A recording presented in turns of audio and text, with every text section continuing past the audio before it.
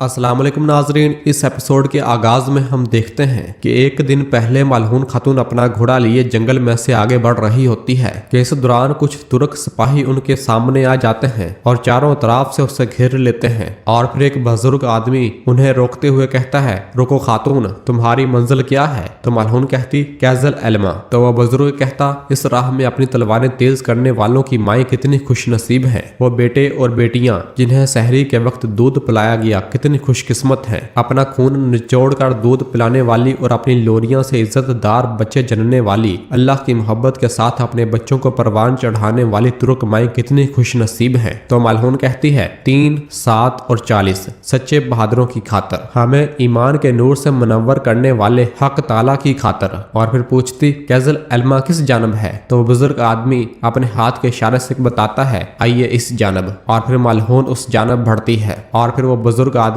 मलहून खातून को लेकर उसी खुफिया तंजीम के सरबराहों के पास आता है जहां पर मुख्तलिफ झंडों के लोग मौजूद होते हैं और उनका सरबराह भी वहीं मौजूद होता है। मलहून उनके पास आती है और सलाम करती है तो सब वालेकुम सलाम कहते हैं। और फिर वो सफेद दाढ़ी वाली तंजीम का सरबराह कहता, काइक की सरबराह खातून, तुर्कों की असल माँ, आइए तशरीफ रखें। और फिर मलहून अपनी नशिस्त पर बैठ जाती है जबकि बाकी सब भी अपनी अपनी नशिस्तों पर बैठ जाते हैं। और फिर वो रहनुमा कहता, अपने शोहर की नशिस्त की हिफाजत करने वाली रियासत पसंद खातून, हम आपसे काई की सूरत-ए-हाल के बारे में सुनना चाहते थे, लेकिन हमें वो दिखाएं जो हम नहीं देख सकते, हम जो सुन नहीं सकते वो सुनाएं। और एक माँ क्या देखती और सुनती है, हम ये जानना चाहते थे। और तुगरल और उस्मान साहब ने कुफार के सरजमीन पर बहुत सी जमीनें फतह की और उनको तुर्कों का वतन बनाया, लेकिन क्या उस्मान साहब के रब की बारगाह में जाने के बाद ये वतन मजबूत रियासत में बदल पाएगा? तो मलहून कहती, आपको अंदेशा है कि शायद उस्मान साहब की जिंदगी इनके साथ वफा ना करे? मैं समझ रही हूँ। तो वो रहनुमा पूछता, आप परेशान नहीं है मलहून खातून? मलहून कहती, अंदेशा किस लिए है? तो वो रहनुमा कहता, हमारा अंदेशा उरहान के लिए है। हमने सुना है कि आप उरहान की हमायत कर रही हैं। पानी का रुख बदलना हर तरह की आफात का सबब है, क्या आप ये नहीं जानती? उरहान ही क्यों? क्योंकि वो आपकी सगी औलाद है, इसलिए आप कमजोरी दिखा रही हैं। तो मलहून कहती, मेरी औलाद के माबैन कोई सगा और सौतेला नहीं है। 40 सालों से हम उनकी परवरिश कर रहे हैं और वो एक सरदार के तौर पर परवान चढ़े हैं। तो वो रहनुमा कहता, उस्मान साहब ने अलाउद्दीन को जिम्मेदारी सौंपी, लेकिन उरहान कबूल नहीं करेगा। क्या आपको लगता है कि अलाउद्दीन हमारी रवायात से नावाकिफ है या उसमें बहादुरी की कमी है? आप उरहान की हमायत क्यों करती हैं? मलहून कहती, क्या आप मुझे माँ की कमजोरी से शिकस्त खाकर हकीकत ना देख पाने जितनी अंधी समझते हैं? इसके बरक्स मैं उस्मान साहब की तरह सोच रही हूँ। नशिस्त उसकी है जो उसका सही हकदार है। नशिस्त पर बैठने वाला सिर्फ बोरसा की फतह पे नहीं रुकेगा, वो तख्त संभालेगा, वो अमारात से भी मुतमईन नहीं होगा, वो सुल्तान बन जाएगा। वो उम्मीदवार जब तक कोई साबित न कर दे, मेरी नजरों में उरहान सरदार है। और नाज़रीन, फिर इसके बाद हमें वही मंजर दिखाया जाता है जहां लास्ट एपिसोड खत्म हुई थी। उस्मान साहब बीमार होते हैं, बुरहान और उरहान साहब उनके पास होते हैं। उरहान अलाउद्दीन को पुकारता है तो मलहून, नीलोफर और हलीमा भागते हुए खेमे के अंदर दाखिल होती हैं। उरहान पूछता, अलाउद्दीन कहाँ है? मलहून बताती है, इराज उसे बुलाने के लिए गई है। और उस्मान साहब के पास बैठ जाती है। उस्मान साहब को निहायत पसीना आया हुआ होता है। ये मंजर देखकर बुरहान रोते हुए कहता, काश मैं आपको इस तरह देखने की बजाय बोरसा के कैद खाने में मर जाता हजूर। उरहान भी अपने बाबा को पुकारता है, बाबा, मेरे बाबा। हलीमा भी परेशान होते हुए पूछती, मेरे बाबा को क्या हो रहा है? मलहून कहती, तुम्हारे बाबा ठीक हो जाएंगे मेरी बेटी। उरहान भी कहता है, इंशाल्लाह ये ठीक हो जाएंगे। और सब लोग बहुत ज्यादा परेशान हो रहे होते हैं और उस्मान साहब को उठाने की भरपूर कोशिश कर रहे होते हैं। और फिर उस्मान साहब अपनी आंखें खोलते हैं, जिन्हें देखकर मलहून कहती, अल्लाह तेरा शुक्र है। उस्मान साहब कहते, मेरी गैर मौजूदगी में हर कोई अपनी जिम्मेदारी जानता है। तो मलहून कहती, उस्मान, उस्मान ये कैसे गुफ्तगू है उस्मान? उस्मान साहब कहते, क्या होगा उस बारे में अल्लाह जानता है खातून।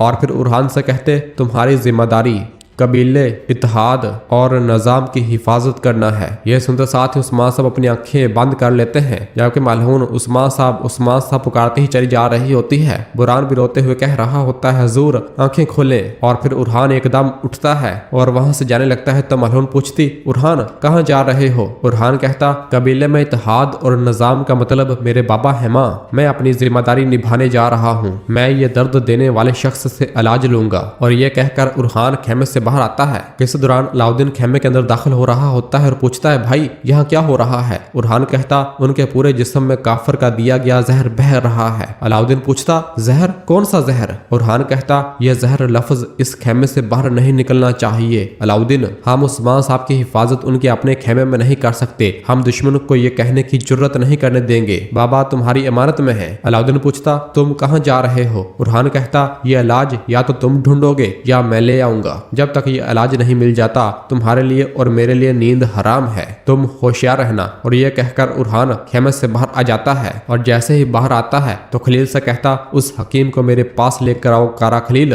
और अपने खेमे में चला जाता है। जबकि दूसरी जानब खलील हकीम के खेमे में दाखिल होता है तो वहां मुशाहदा करने के बाद कहता, मोमबत्ती अभी बुझाई गई है, वो थोड़ी देर पहले निकला है। तो हलीमा कहती, जाहिर है कि वो भाग रहा है। तो खलील भी उसके पीछे भागता है। जैसे भी वो खेमे से बाहर निकलते हैं तो एक खातून हलीमा को आकर बताती है, हलीमा खातून, हकीम अभी कबीले से एक थैला और घोड़ा लेकर निकला है। हलीमा कहती, वो बदमाश जानता है कि हम उसके पीछे हैं, चलो भाई को मुतला करते हैं, घोड़ों को जल्दी तैयार करो। और फिर इधर बुरहान जब तैयार हो रहा होता है तो इस दौरान खलील इजाजत लेकर खेमे के अंदर दाखिल होता है और आकर बताता है, हजूर हकीम भाग गया है। बुरहान कहता, ये इतना आसान नहीं है। और फिर अपनी तलवारें उठाता है और कहता है, तुम यहीं रहो कारा खलील, कबीला खाली नहीं छोड़ा जाएगा। और बुरहान वहां से रवाना हो जाता है और फिर सब अपने अपने घोड़ों पर सवार होते हैं और हकीम के पीछे अपने घोड़े भगाते हैं। जबकि दूसरी जानब वही हकीम अपने घोड़े पर सवार हुए आगे बढ़ रहा होता है और एक जगह अपना घोड़ा रोककर नीचे उतरता है, घोड़े को छोड़ देता है और छुपकर जंगल के अंदर रवाना हो जाता है। जबकि इधर कबीले में दीदार खातून शाहीन शाह साहब के पास मौजूद होती है। इस दौरान उसका बेटा यगीत इजाजत लेकर खेमे के अंदर दाखिल होता है और आकर बताता है, उस्मान साहब, बाबा अलाउद्दीन साहब नहीं चाहते कि कबीले में किसी को खबर हो, लेकिन सूरत हाल तबाह कुन है। तो शाहीन शाह साहब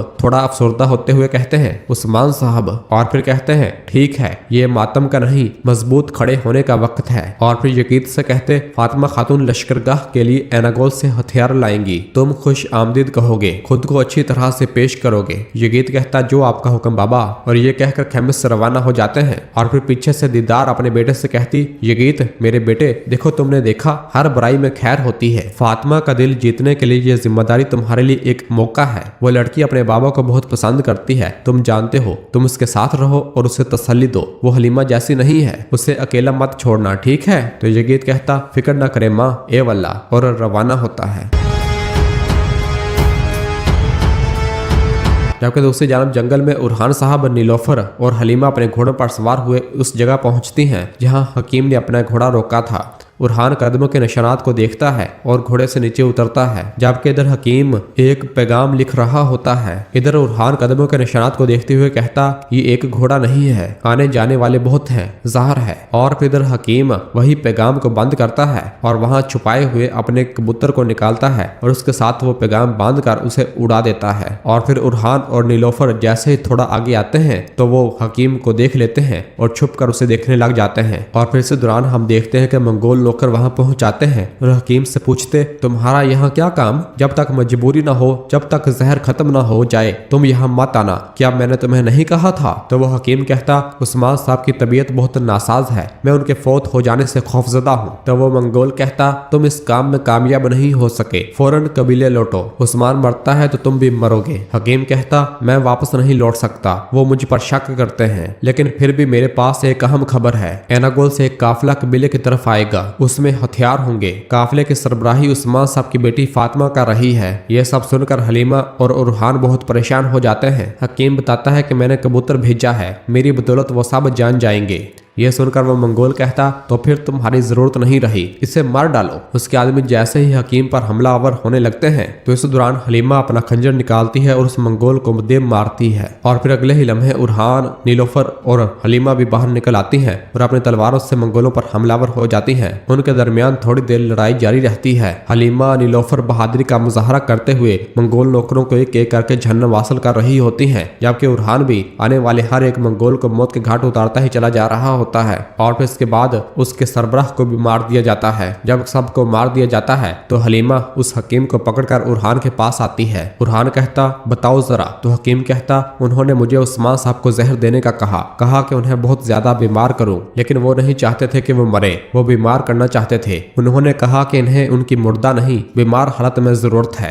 ऐसा कुछ होगा मैं नहीं जानता था, वो बर्दाश्त नहीं कर सके हजूर, खुदारा मुझे मत मारे। तो उरहान पूछता तुम्हें मेरे बाबा को जहर देने के लिए किसने कहा, तुमने इन्हें कैसे जहर दिया? तो हकीम कहता ये सब यहाँ है, मुझे इजाजत दें। और फिर वो हकीम अपने थैले की जानब बढ़ता है और थैले में हाथ डालकर खंजर निकालकर एकदम उरहान पर हमलावर होता है। उरहान अपने आप को बचाता है और उसी का खंजर पकड़कर उसकी गर्दन की जानब तान लेता है। खंजर थोड़ा हकीम की गर्दन में लग जाता है। हकीम को बहुत दर्द महसूस होता है और अगले ही लम्हे उसके मुंह से झाग निकलना शुरू हो जाती है और वो मरना शुरू हो जाता है। और कुछ ही मिनटों के बाद वो अपना गला पकड़ते पकड़ते जमीन पर आ गिरता है। ये देखकर हलीमा कहती हकीम का खंजर जहरीला था। उरहान बहुत परेशान हो जाता है जबकि हकीम वहीं मर रहा होता है।